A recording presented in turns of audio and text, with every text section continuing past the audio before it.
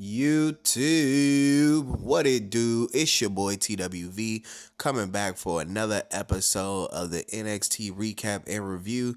This episode of NXT had a little bit of everything. We had women's qualifying matches for the North American Championship. We figured out the main event of NXT Stand and Deliver, and we have a new North American champion. So with that being said, let's get into the review. To start off the night, Stephanie Vakir and NXT General Manager Ava opened the show with a significant in-ring segment. Ava praised Vakir for her exceptional performance in retaining both the NXT Women's Championship and the WWE Women's North American Championship in separate matches the previous week. She acknowledged Vakir's talent but expressed concern about the depth of the women's division and the fairness of one competitor holding both titles. Consequently, Ava announced that Vakir will relinquish the Women's North American Championship to determine a new champion. A 6-woman ladder match was scheduled for the upcoming Stand and Deliver event, with qualifying matches set to begin that night. Vakir addressed the audience, expressing her understanding of the decision's unpopularity, but emphasized her desire to provide opportunities to other competitors and elevate the division. She agreed to relinquish the title on the condition that she could choose her challenger for the NXT Women's Championship at Stand and Deliver. At this point, Jordynne Grace entered, apologizing for the interruption and expressing enthusiasm about the prospect of facing Vakir. She highlighted the potential of a first-time ever match between the Juggernaut and La Primera on NXT's grandest stage. However, Jada Parker then made her entrance, asserting that she was still a contender, disrupting and disputing Grace's claim to the title opportunity. And it was a beautiful segment because she was telling Stephanie Vakir that she basically almost beat her if Jordynne Grace didn't interfere, and Jordynne Grace shouldn't be the champion and stuff like that. And it was a great segment. It led to a brawl between Stephanie Vakir. It led to a brawl between Jordynne Grace and Jada Parker, with Jordynne Grace throwing a full-grown man at least 10 feet outside the ring. Like, it was a crazy, like, the clip will be right here. It was crazy. But this was smooth. I did like the decision to split the titles because I thought Vakir was going to have to do double duty, which would have been a lot, especially with the time for Stand and Deliver changing. Stand and Deliver is supposed to start at 9:30 a.m. on the Pacific, which is a horrible start time. I read in the comments that talent had to be there 8 hours early. So they're saying talent had to be there at least at like 2 a.m. to prepare for the show, which is insane.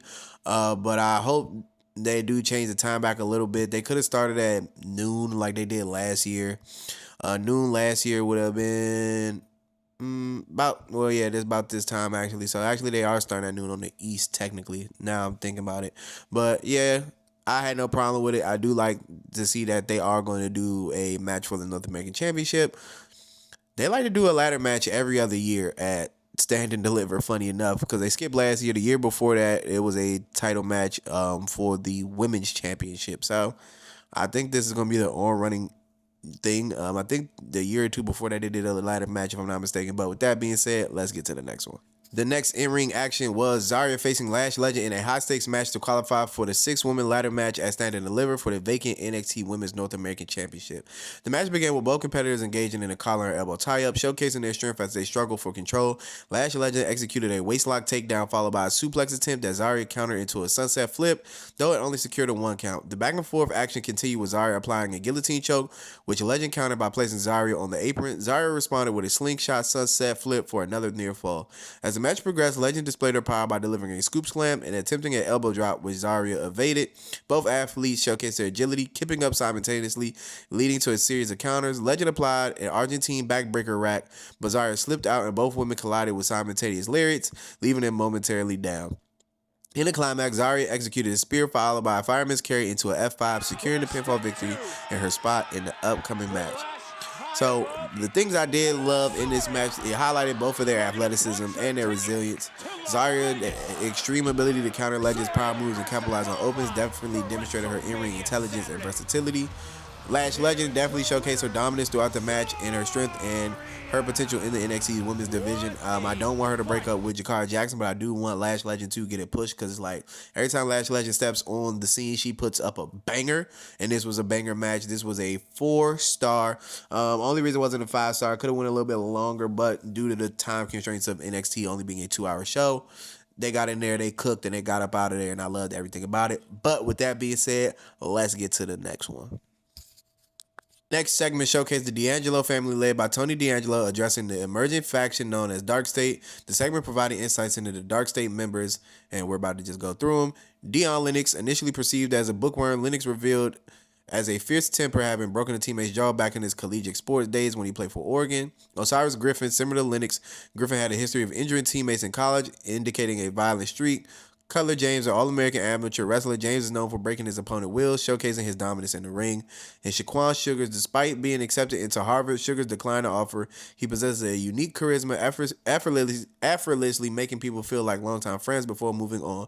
During the discussion, Channing Stacks Lorenzo expressed a desire to confront Darkseid immediately. However, Tony D'Angelo advised caution, reminding Stacks of a previous plan that didn't exceed and emphasizing the importance of trust within the family. Tony concluded by stating that he would review the gathered intelligence and instructed everyone to keep their phones on for further instruction. This right here is one reason why I feel like the D'Angelo family will work on the main roster. Like it's just so cohesive and it's so smooth and it's something that a common fan, I hate calling people common fans, like a person that's a casual could come in and understand like, okay, he's the leader of the group and these are the rest of the people in the group and this is how they operate. So it's a mafia like type of thing, like common sense. But I do see that Stacks is kind of trying to overstep his boundaries. He has been the underboss forever, like I said.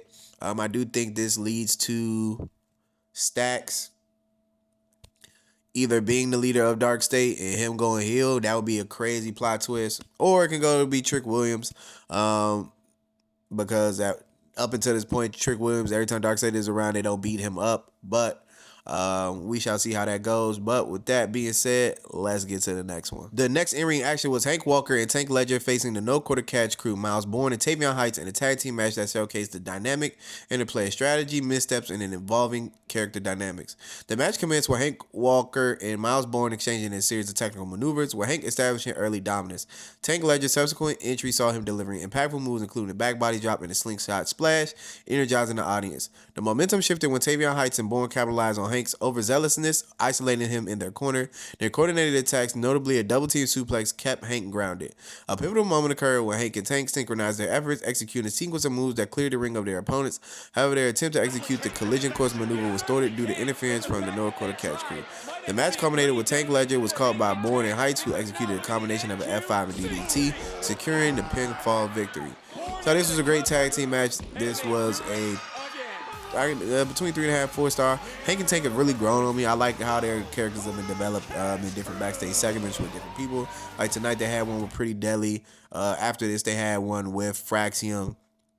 So it was really cool to see. The No Quarter Catch crew is picking back up momentum after don't remember the other guy's name, but he was the Heritage Cup champion. He lost it to Lexus King, so they are picking back up momentum. So I love everything about that. So with that being said, let's get to the next one. The next segment was a confrontation between Trick Williams, Javon Evans, and NXT champion Oba Femi. The tensions among these three superstars have been building over recent weeks, culminating in a pivotal confrontation that set the stage for a high-stakes match at the upcoming Stand and Deliver event. The segment began with Trick Williams calling out Oba Femi, expressing his desire to reclaim the NXT championship he had previously lost. Williams emphasized his sacrifices and readiness to regain his former status at the top. Before Femi could respond, Javon Evans interrupted, leading to a heated exchange. Evans accused Williams of hypocrisy, drawing parallels between Williams' current behavior and that of Carmelo Hayes a year prior. He asserted his own readiness for championship gold, claiming he didn't need to emerge from anyone's shadow to achieve success. NXT champion Oba Femi then entered the scene, addressing both challenges. He mocked Evans' previous victory over him, attributing it to luck, and dismissed Williams' claim, stating that Williams was living in the past. Femi positioned himself as the reigning champion, asserting that the present and the championship belong to him. NXT General Manager Ava appeared, proposing a solution to the escalating tensions. She announced a triple threat match for the NXT Championship featuring Oba Femi, defending against Trick Williams and Javon Evans at Stand and Deliver. Following the announcement, chaos interrupted. Trick Williams and Javon Evans exchanged blows, leading to a brawl that involved all three competitors. The altercation spilled out of the ring, with each wrestler showcasing their aggression and determination to assert dominance. The situation intensified when the lights dimmed and the faction known as Dark State, comprising of Dion Lennox, Osiris Griffin, Shaquan Sugars, and Cutler James emerged. They attacked all three men, contributing to the chaos and further complicating the dynamics leading up to Stand and Deliver. So this segment was really amazing. It definitely showcased the personal grievances between each other and the championship aspirations. The verbal jabs in there were really sharp. Like, Javon Evans really cooked Trick Williams on the mic, and I was glad to see it because, you know, the young OG's always been getting overlooked, and this one kind of put him on the map probably. Like, yeah, he belongs to that main event tier because he was in there giving Trick Williams the business. Obafemi came down and did his thing, of course. The Dark State part kind of threw me for a loop because, you know, I've been banging Trick Williams was the leader, but they ended up beating up Trick Williams. So I would not be surprised if somebody else is the leader. But that's like a small percentage. I'm really leaning toward Trick being the Williams. So with that being said, let's get to the next one. Next in-ring action was Kalani Jordan facing Roxanne Perez in the qualifying match for the upcoming NXT Women's North American Championship ladder match at Stand and Deliver. The bout was a pivotal opportunity for both competitors to secure their spot in the high-stakes contest. The match commenced with a display of technical prowess as both women engaged in a series of head scissors and kip-ups, leading to a mutual stalemate. During the commercial break, the action intensified with Perez executing a slingshot stomp targeting Jordan's arm, followed by a hammerlock belly-to-belly suplex. Jordan, undeterred, showcased resilience with a basement DDT and a springboard moonsault attempt, which Perez narrowly avoided. The contest concluded when Jordan countered Perez pop rock's attempt, delivering a DDT and securing the victory with a split-legged moonsault. So, like I said in the earlier match, the earlier qualifier match, the time constraint. So they went out there and they cooked with the amount of time they had. I really enjoyed it. I'm finally glad Kalani Jordan did get a win because she ever since she lost the North American title last year, I want to say. I think she lost it at Roadblock last year. It was in like Vegas. Was Roadblock in Vegas? I think it was Roadblock in Vegas. Or what was the Vegas team pay-per-view last year? Basically, she lost the joint at the UFC Apex last year, and ever since then, she's been on a losing streak low-key, and her character's been developing more of like a heelish side. Basically, they gave her an edge. I don't think she's a full-blown heel, but she has an edge to her with a different little attitude. But I'm glad she finally got a win. Glad she is getting showcased in the Stand and Deliver match. Roxanne Perez, I thought she was going to have a feud with Bayley. I hope she does interfere with the Intercontinental Championship match on Monday. And then we kind of circle back to the feud, even though we kind of let it blow into the wind the last like week or two. We probably can still get to it, in my opinion. But with that being said, let's get to the main event of the evening. Main event of the evening was Ricky Saints facing Shawn Spears for the NXT North American Championship match. Saints initiated the match with aggressive offense, delivering chops against the barricade and executing a superplex, followed by an old-school move on the barricade. Post-commercial, Spears took control with grounded punches and a scoop slam.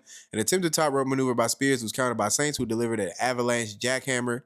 Members of the Culling, Nico Vance, Izzy Dame, and Brooks Jensen interfered, distracting the referee and aiding Spears with a title belt shot. Despite this, Saints kicked out, showcasing his resilience.